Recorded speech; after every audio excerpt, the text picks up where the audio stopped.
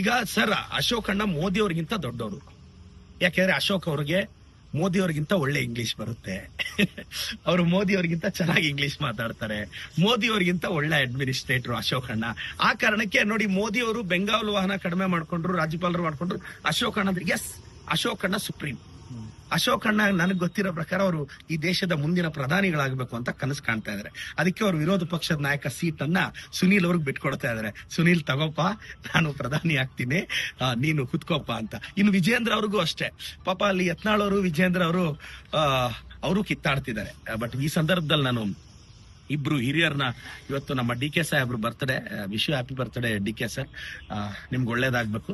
ಮತ್ತೆ ಯಡಿಯೂರಪ್ಪ ಸಾಹೇಬ್ರು ಇತ್ತೀಚಿನ ದಿನಗಳಲ್ಲಿ ಬರ್ತ್ಡೇ ಆಚರಿಸಿದ್ರು. ಪಕ್ಷಾತೀತವಾಗಿ ಅವ್ರಿಗೂ ಹ್ಯಾಪಿ ಬರ್ಡೇ ಸರ್. ಯಡಿಯೂರಪ್ಪನವ್ರ ಕೊಡುಗೆ ತುಂಬಾ ದೊಡ್ಡದಿದೆ, ಅವ್ರಿಗೂ ಇದು ಮಾಡ್ತೀನಿ. ನಮ್ ಫೈಟ್ ಏನಿದ್ರು ಐಡಿಯಾಲಜಿಕಲಿ, ನನ್ನ ಫೈಟ್ ಏನಿದ್ರು ವಿಜೇಂದ್ರ ಅಣ್ಣ ಜೊತೆ.